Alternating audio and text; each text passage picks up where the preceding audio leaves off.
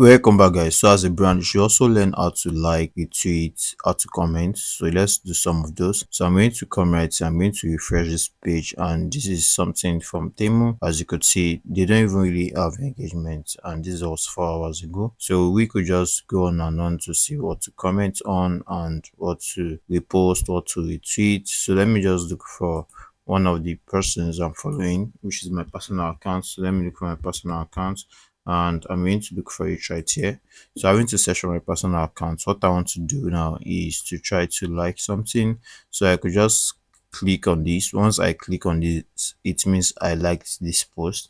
Once I do something like this, it means I reposted. So you could repost, you could go to your post.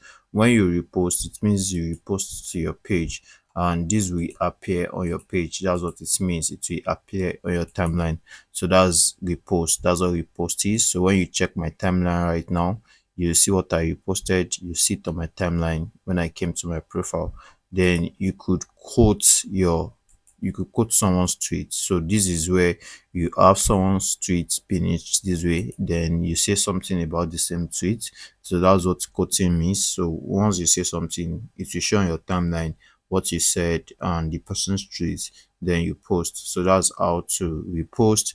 Then we have comments. So not just reposting, as much as you could quote a post, you could also comment. You could just give your comment right here. So it's always advisable to like comment on popular posts. So when you see a popular post that you could engage with, it's good to comment so that your account gets discovered from the comments. So when you have a popular post and you comment, people in the comment section of the popular post would also see your comments, and that increases your chance of being seen as well.